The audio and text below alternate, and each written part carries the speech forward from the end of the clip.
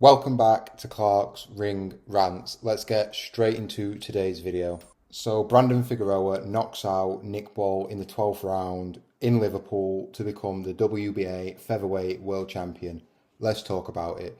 So this was an interesting fight. You had Nick Ball with peculiar dimensions for a boxer. He's 5'2", he's fighting at heavyweight, he's really short, he's really stocky, he's compact. And you've got Brandon Figueroa, who's quite a tall fighter for the weight. He's 5'9".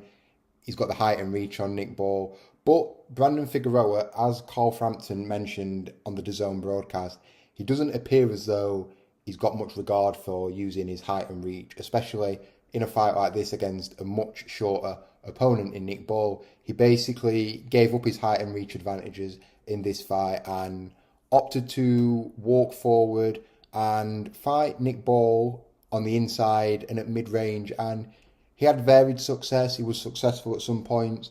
At other points, he was getting beaten to the punch. He was getting countered really well. Nick Ball's uppercut with his lead hand in the first few rounds was excellent. And to be honest, you'd have to say Nick Ball was outworking him up until around the 9th or 10th round, I'd say the championship rounds. That's when we started to see a little bit of a swing in momentum, and Figueroa really came into the fight. He was tricky, he was switch hitting, he was giving Nick Ball a lot of different looks, but I'd say up until that 9th round, I had Nick Ball ahead. And then Figueroa really went up through the gears. He started to close the gap. He started to be more efficient. His counters were landing. He wasn't taking as many punches. He'd cut and he'd bloodied Nick Ball. And going into that 12th and final round, I thought, this is close. This is razor close. This could go either way. The last round, in my eyes, was essentially going to decide the fight. I wasn't scoring it on a round-by-round basis, but that's the feel I got, and many of the commentary team and pundits in attendance, they were of a similar belief. I had it pretty much neck and neck going into that final round, and I don't think either fighter or their team could have honestly said they felt as though they were definitely winning that fight. Both fighters knew they needed a big final 12th round to secure that win.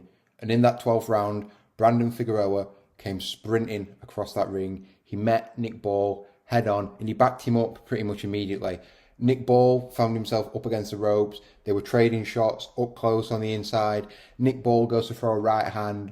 Figueroa throws a left hand from the southpaw stance, but he was sort of squared up, so it was more like a hook rather than a cross. His punch gets there first. Down goes Nick Ball, heavy, face first. He makes it back to his feet, but you can still see he's visibly hurt. Figueroa goes after him, backs him up to the ropes again, unleashes a barrage of punches. Down goes Nick Ball, crashing through the ropes, and the referee, he does the right thing, he waves the fight off, and Brandon Figueroa is now the WBA Featherweight World Champion. As you can imagine, causing an upset on away soil in a hostile environment. Figueroa, who mentioned him and his team, they felt they'd been unfairly treated throughout fight week, and they had the cards stacked against them. They weren't happy with certain things. They weren't happy with how the gloves were wrapped pre-fight.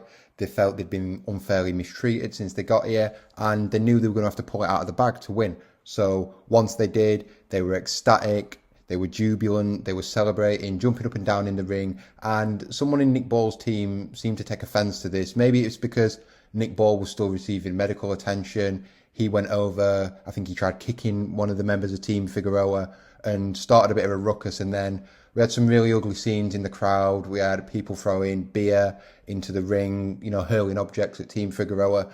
We don't really want to see this. I don't think Team Figueroa did anything too distasteful. They were just really happy with the victory. So it's sad to see the fight end on that note. But other than that, it was a really entertaining fight. It was back and forth. I thought Nick Ball was doing some excellent work early on in the fight.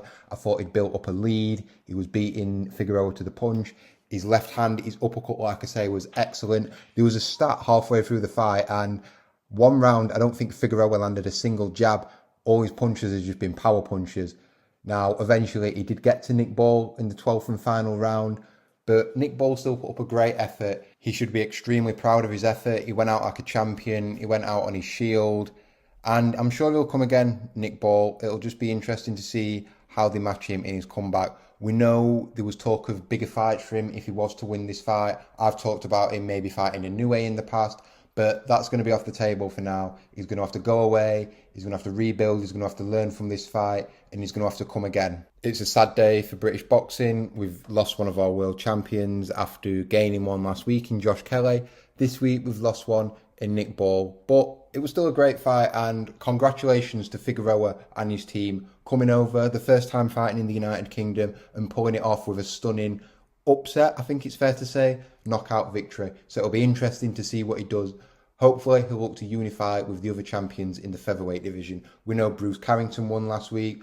That's a really interesting fight. Hopefully we can see that made. I know Turkey's mentioned getting him on the Canelo card in September. Who knows? The world is Brandon Figueroa's oyster now. Some people were saying he was finished going into this fight. He was shot, he was jaded, but he's definitely proved those doubters wrong.